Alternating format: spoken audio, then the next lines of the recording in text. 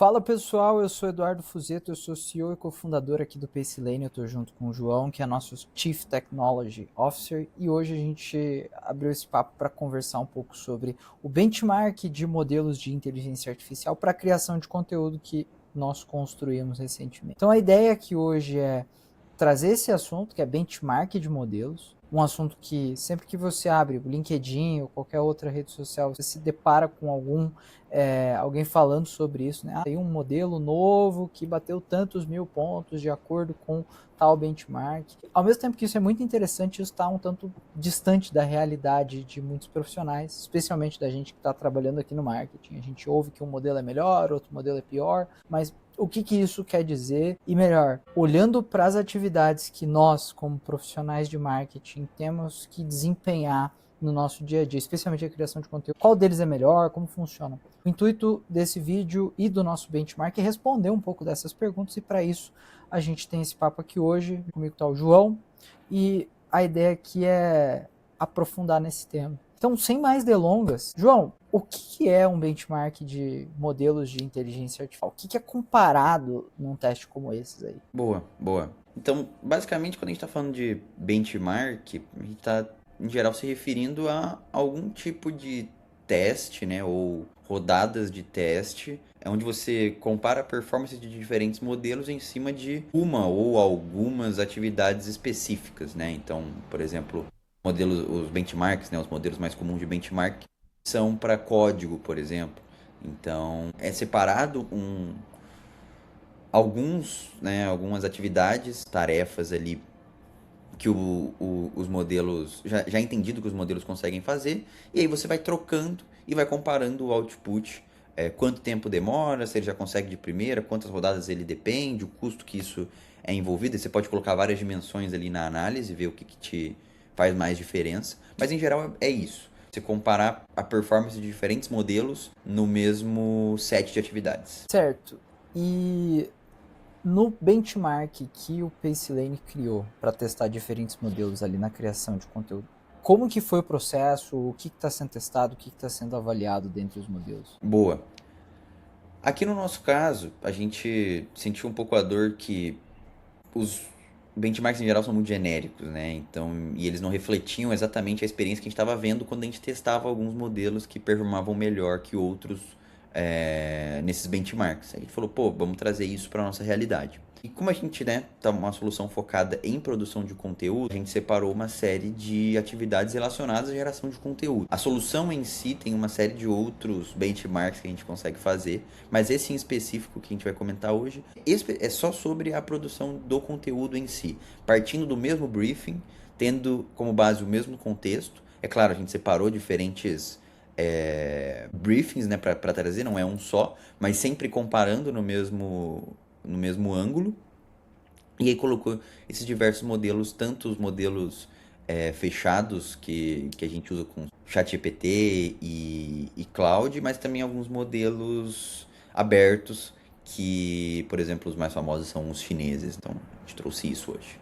E antes da gente entrar aqui na apresentação do benchmark, eu quero te fazer uma pergunta que eu acho que talvez as pessoas tenham mais curiosidade, que é: o modelo, ele realmente importa? É isso que vai garantir a qualidade da minha criação de conteúdo? Boa, essa é uma ótima pergunta. Vejo que a discussão às vezes gira muito em torno disso, né? Qual modelo você está usando? O que você está fazendo? E acho que a resposta simples é que sim, faz diferença, é relevante, menos do que as pessoas consideram. Eu acho que um aprendizado relevante aqui desse benchmark que a gente fez é o modelo importa, principalmente quando está colocando em escala, porque aí isso passa a fazer diferença.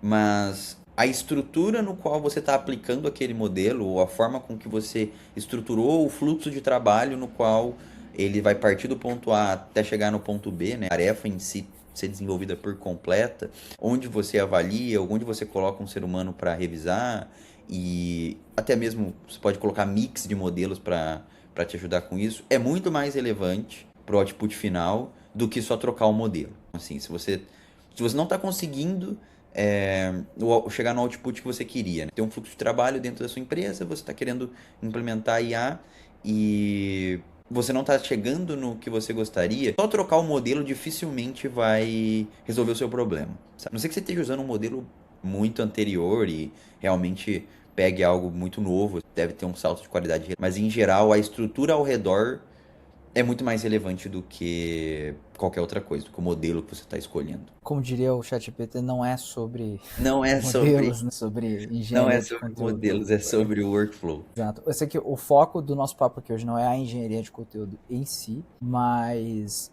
o modelo é um pedaço dela, Sim. né? Se você não tiver isso processualizado, dividido em quais são as tasks e qual é o meu objetivo, o ponto que eu devo priorizar em cada uma dessas tasks, pode usar o melhor modelo do mundo, que a coisa simplesmente não vai para frente. Massa. Então, vamos dar uma olhada no benchmark que você trouxe pra gente, e aí a gente vai comentando, tem mais algumas dúvidas aqui para tirar contigo e seguimos a partir. Muito bom, muito bom. Aqui a gente tem o nosso benchmark, então, reforçando, né, alguns disclaimers antes, porque é sempre relevante. Aqui é algo específico aplicado para uma parte do nosso fluxo de trabalho. Então, não é a resposta final, não é que você só tem que usar isso. Então, é importante colocar esse disclaimer, mas a gente tem aprendizados interessantes, né? Que a gente vê já logo de cara. Aqui nesse gráfico, o ideal é que o modelo esteja cada vez mais alto, cada vez mais à esquerda, e a bolinha seja cada vez menor, certo? Então esse é o nosso objetivo. A gente pode ver, os modelos Opus e GPT 5.5, eles estão mais à direita, mas ainda assim lá em cima. Ou seja, eles têm um nível de qualidade, quanto mais alto, maior a qualidade aqui, só que o custo para eles finalizarem algumas tarefas é maior. Então isso seja porque ele gasta mais tokens pensando, às vezes ele precisa de um vai e vem, né, com a validação um pouco maior, e isso gera um custo. Enquanto, por exemplo, a gente tem aqui do outro lado alguns modelos abertos, como por exemplo o DeepSeek V4 e o Gwen 3.7, que performam de acordo com o GPT ou um pouco abaixo do Opus, por exemplo, mas numa ordem de magnitude de custo muito menor. Então, aqui a gente pode ver que eles podem custar até 20 vezes menos, dependendo do tipo de tarefa, que é claro, né, nesse nosso contexto. Depois a gente também tem o novo queridinho do pessoal, né, o GLM 5.2, que também performa bem, só que a gente viu que ele acaba esbarrando em alguns problemas recorrentes, é o que deixou a nota dele um pouco abaixo. E aí depois também trago alguns outros comparativos, como o MinMax M3 e o Kimi 2.7. E apesar de estarem também em patamares de performance bons, abaixo desses que eu comentei antes. A leitura inicial que a gente traz aqui é os principais modelos ali da Anthropic e da OpenAI têm sim uma performance superior, mas a gente já vê que tem modelos abertos que custam muito mais barato e já estão alcançando níveis de qualidade semelhantes. Apesar de ainda não ser exatamente a mesma coisa, já está bem perto disso. E olhando para o contexto específico do nosso benchmark, que tipo de task esses modelos precisaram resolver que essa pontuação fosse criada? A gente está olhando para alguma etapa específica da criação de conteúdo, gerar um draft, revisar, planejar ideias. Como que aconteceu essa avaliação? Ótima pergunta. O que está sendo testado aqui, né? A gente coletou a partir de interações reais ali dos nossos agentes, da nossa aplicação, algumas situações apenas de produção de conteúdo a partir de um briefing. Então a gente separou 10 diferentes briefings e inicialmente tinha até mais modelos, aqui fiz um resumo dos que performaram melhor. E aí a gente iterou várias vezes cada um dos modelos em cada um desses 10 casos. E o fluxo era, o modelo recebe um briefing, e depois, esse fluxo já existe também, né, dentro do Pacelane. A partir do conteúdo gerado, a gente faz algumas avaliações em diferentes eixos. Então, tem a primeira uma avaliação a nível de como aquele texto parece com IA, né? Então, se tem muitos padrões de escrita de IA.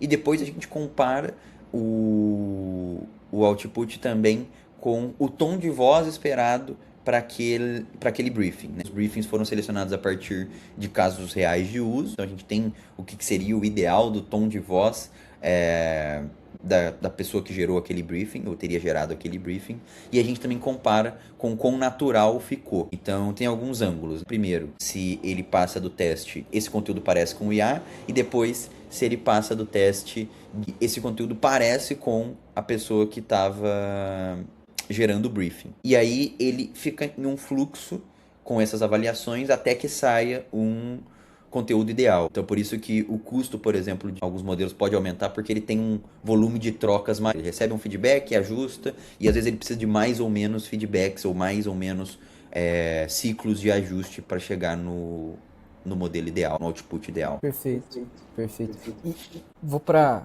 acho que aquela pergunta que vem na cabeça de todo mundo. Tem algum modelo que é melhor para replicar e capturar o tom de voz ou a opinião de uma pessoa? Boa, essa também é uma pergunta interessante. Sendo bem transparente, acho que a resposta simples é sim, tem alguns modelos que são melhores do que outros. A gente já consegue perceber que tem alguns modelos que são mais literais do que outros. Dependendo da tarefa, isso é ótimo. Dependendo da tarefa, isso não é tão bom. E a produção de conteúdo é algo mais sutil, então a gente vê que no nosso caso isso não é tão bom. Então, por exemplo, eu acho que essa é a principal diferença, avaliando, né, também vendo bem no detalhe os resultados gerados pelo GPT 5.5 e o Opus 4.8, acho que essa é a principal diferença da família GPT. São um pouquinho mais literais em algumas coisas, e como eu falei, isso às vezes é bom, mas no nosso caso nem tanto. Então, alguma liberdade criativa, a gente pode dizer assim, que o Opus 4.8 tem, acaba superando. Então, por exemplo, tem essa relação, a gente consegue ver aqui que o Opus é um pouco melhor em captar essas nuances do tom de voz de alguém. Mas assim, também, isso é algo muito relativo. A gente até internamente ainda não tem tão claro como medir isso. Então, como eu falei, tem algumas validações que a gente já tem pré-definidas, mas no geral é isso. Perfeito. Certo. Agora a pergunta de $1 milhão. Tem algum modelo de IA que cria conteúdo sem usar o maldito travessão ou aqueles padrões, é sobre X, é sobre Y? Boa, ótima pergunta. Não, então acho que os modelos eles acabam retornando nesse padrão de linguagem, e acho que é bacana entender que esse é o tipo de coisa que não adianta a gente lutar muito contra. Isso não vai ser resolvido no prompt. Por exemplo, a gente não resolve isso no prompt. E pra gente não importa se o modelo coloca mais ou menos travessões, porque a validação que vem depois já vai fazer esse ajuste. Então, não tem modelos que fogem disso, alguns mais, outros menos, mas a gente também não pode depender disso. Então, se tem algum aspecto que você precisa que não aconteça no output que você está colocando ali nesse fluxo de trabalho, é importante que você tenha uma estrutura que valide isso depois, do que pedir para que no prompt ele não faça XYZ coisas. Ele não é tão bom em acatar esse tipo de instrução. Independente do modelo. Independente do modelo. E como que o PaceLane evita que os textos saiam todos cheios de travessão e coisas do tipo? Boa. No caso do PaceLane, eu comentei rapidamente antes, a gente tem algumas validações que são, então, por exemplo, travessão. A gente entende que o travessão já está algo muito taxado como coisa de IA. Então, nenhum conteúdo nosso sai com travessão. E aí a gente tem um check determinístico disso. Tem um travessão, o texto vai ser revisado, aquela parte vai ser ajustada, coloca uma vírgula, coloca um ponto, coloca 2 pontos, outro tipo de conector para que o texto ainda faça sentido, mas sem mudar o que o modelo escreveu ali, então faz só esse ajuste fino. E outras coisas como não é sobre X, é sobre Y, que às vezes tem um pouco mais de nuance, também a gente tem um fluxo de validação, mas aí é só focado nisso também. Então, uma vez que a gente limpou, por exemplo, todos os travessões, todos os emojis que estavam no post, depois é passado por uma validação tem algumas composições de frase, ou não é sobre X, é sobre Y, antíteses, bullet points sempre em 3 ou em 5 casos, esse tipo de coisa, ou genérico, o jogo mudou, o que importa agora é isso. A gente tem avaliações específicas para identificar esses padrões também e ir ajustando eles rapidamente. A gente entende que o melhor é um fluxo no qual você tem um output e depois vai checando separadamente os pontos que você entende ser mais críticos. Então, na prática, é como se um agent escrevesse e vários outros agents fizessem, cada um deles, uma revisão específica no texto, é isso? Exatamente. E que, se você for parar para pensar, é um fluxo de trabalho que não é muito distante do que qualquer tipo de produção de conteúdo em escala, né? Televisão, qualquer tipo de coisa que envolve produção de conteúdo, assim, né? De forma profissional. Você tem um fluxo no qual a pessoa escreve, existe um editor que revisa, existe outras pessoas que estão envolvidas no processo, porque até para o humano é difícil sair um pouco ali e não ter uma visão enviesada do que você mesmo está produzindo. Para IA isso é ainda mais difícil. Então a gente tem esse fluxo separadamente.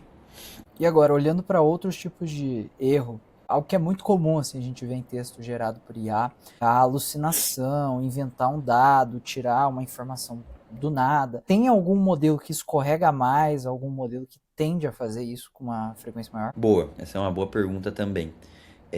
Sim, tem alguns modelos que a gente vê que eles têm problemas recorrentes, vamos dizer assim, né? E eu acho que isso é bem interessante porque acho que todo modelo vai ter os seus vícios. Acho que isso é uma coisa também que a gente está entendendo. Cada empresa tem uma origem ali dos modelos específica, então ele passa a começar a ter esses padrões diferentes, igual eu também comentei antes do ChatGPT ser um pouco mais literal e o Opus ter um pouco mais de liberdade criativa. Então, sim, isso vai acabar acontecendo. A gente vê que o Opus, por exemplo, por ele ter essa vertente mais criativa, ele às vezes inventa algumas situações ou ele coloca alguns conectores ali só para facilitar. Uma coisa que é bem comum é o início de frase do eu sempre vejo tal coisa, no meu dia a dia isso sempre acontece, porque é um tipo comum de iniciar a frase quando a gente está falando, e ele tenta emular isso, mas não existe algo que está embasando. Mas aí também, como eu falei, vai ficar muito específico do qual é o fluxo de trabalho que você está querendo implementar aqui. Porque se às vezes tem um modelo que tem alguns problemas recorrentes e só que ele é muito bom nesse fluxo de trabalho, vale a pena você ajustar o fluxo em si, colocar alguns checks específicos, ter alguns outros tipos de validação. Ou seja, você ajusta o fluxo ao redor do modelo também de acordo com alguns vícios dele, que você não teria que fazer às vezes usando um outro modelo, mas esse outro modelo vai ter outros problemas. É um cobertor curto. Então você vai tirar de um lado, por escolher um modelo, você naturalmente vai mudar um pouco a estrutura para que beneficie a forma como aquele modelo funciona e vice-versa. Isso eventualmente, aqui no benchmark a gente não está fazendo, está mantendo o mesmo briefing, por exemplo, o mesmo modelo de briefing com as mesmas informações. Mas eventualmente você vai poder testar qual modelo de briefing funciona melhor para esse modelo. E aí você troca os briefings enquanto mantém o modelo. É um trabalho de fato que não é trivial, não é do dia para noite que você vai chegar nesse resultado, mas ir testando e iterando vai melhorar e vai solidificar um pouco o que você está gerando ali. Acho que um termo que também está ficando comum, que eu acho que tem o seu valor, mas que a gente tem que tomar cuidado, é o vibe check, né? Sai o modelo e as pessoas começam a usar e, pô, me parece muito bom. Às vezes parece muito bom mesmo, às vezes a sensação nos primeiros formatos de uso ali fica bacana, mas você tem que ver se na aplicação que gera valor dentro da sua companhia, aquilo ali é relevante ou não, ou aquele novo modelo é relevante ou não, porque às vezes ele pode ser bom para conversar com você ali no chat, mas para gerar a tarefa que você precisa ele não é tão bom. Então eu acho que tem um pouco disso também. Ótimo. E eu, como gestor de marketing, o que eu faço com as informações que o benchmark traz para a gente, discussão? Qual que você acha que deve ser a primeira ação de diagnóstico ou de mudança ali dentro de uma área de marketing? Boa. Simples e rápido. Não inventa moda. Eu acho que os modelos das principais empresas hoje, né, OpenAI e Anthropic, de fato estão à frente. Então, a nível de qualidade, eles são o que mais entrega. E se você não estiver fazendo nada em escala, tiver uma preocupação muito específica com custos e não ter nenhum outro tipo de restrição, só vai nesses modelos, aplica eles, fala em cima disso, não inventa muito.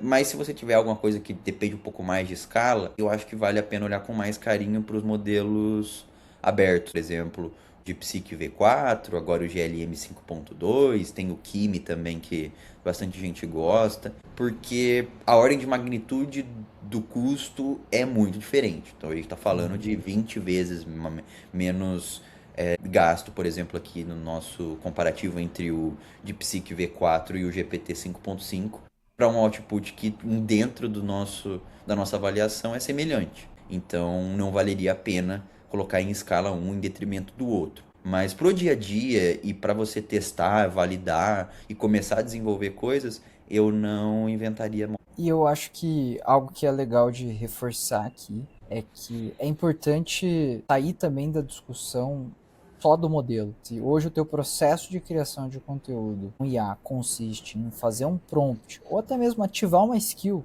né, dentro do teu cloud e colher o resultado, e é só isso, é muito possível que você tenha algum gap ali recoberto, né? Provavelmente tem como melhorar esse processo. Então, é importante olhar para a criação de conteúdo para além do prompt, para além do modelo, né? Para um processo mais amplo que precisa ser estruturado.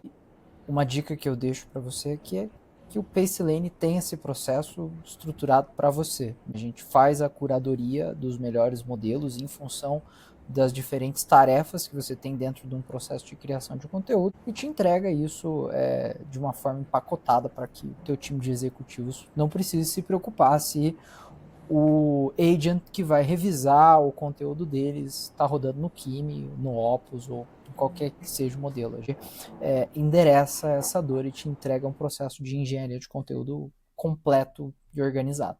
João, tem uma última mensagem para quem está assistindo aqui a gente hoje?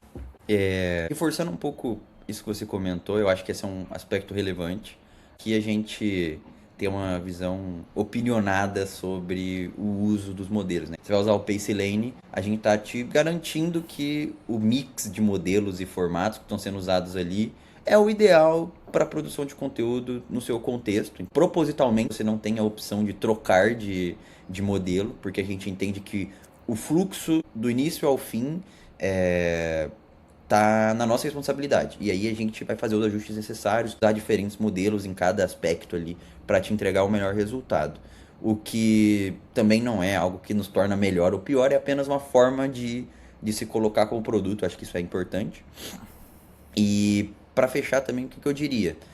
Se preocupa muito mais com o fluxo de trabalho, né? Então, workflow, para usar o termo chique em inglês, né? Mas se preocupa muito mais com qual é o fluxo de trabalho que você está querendo resolver ou otimizar e como que você consegue usar modelos de IA dentro desse fluxo de trabalho do que simplesmente ficar trocando de modelo ou jogar um problema pro modelo e esperar que ele de primeira já te devolva e guspa algo que resolve, sabe? Eu acho que a grande virada, assim, de ter IA dentro da sua empresa ou resolvendo problemas relevantes é entender que aquilo ali é uma ferramenta dentro de um contexto que você consegue usar de maneiras melhores ou piores. Da mesma forma que não adianta você comprar um computador, plugar ele na tomada, abrir o Excel e esperar que as coisas se resolvam, ou que você só vai colocar um estagiário lá para resolver e ele vai fazer tudo, também não adianta esperar que você vai vomitar todo o contexto da sua empresa dentro de um chat GPT, falar para ele resolver tal problema e esperar que venha perfeito de primeira ou de segunda, sabe? Você tem que entender que aquilo ali tem que ter uma estrutura e aí o modelo dentro dessa estrutura consegue te gerar valor e aí sim você vai fazendo melhorias dentro disso, mas começa sempre de algo pequeno, vai expandindo e não gasta muito tempo pensando em qual modelo você vai usar. Enquanto você não tiver um fluxo estruturado no qual você consiga você mesmo comparar e trocar os modelos e ver se dentro do seu contexto aquilo faz diferença, eu não gastaria tempo com isso também. Pessoal, então eu quero deixar só alguns últimos recados. O primeiro e mais importante deles é: não existe conteúdo criado por inteligência artificial, certo? Não existe conteúdo criado por Notion, por Google Docs. Você cria o conteúdo e você usa diferentes ferramentas. Inteligência artificial é uma delas. O responsável, né, a responsabilidade pela qualidade do conteúdo ainda é atribuída ao autor. Você, eu, João. Então tenha isso em mente. Caso tu queira acompanhar discussões aprofundadas sobre engenharia de conteúdo, inteligência artificial, se inscreva no nosso canal aqui. A gente vai trazer cada vez mais esse tipo de conteúdo que eu sei que é raro em português, então fica a dica. E por fim, se você quiser ter acesso ao benchmark, tem muito mais coisa além do que a gente apresentou para vocês aqui hoje, e navegar um pouco mais nele, o link está disponível aqui na descrição desse vídeo, assim como o site do Pacelane. Lá você consegue conferir um pouco melhor como funciona a nossa solução. E se quiser trocar uma ideia com a gente, Eduardo Fuzeto e João Bacarim, são os nossos LinkedIns, também estão linkados aqui. Adiciona a gente lá e vamos bater um papo, beleza? Até a próxima.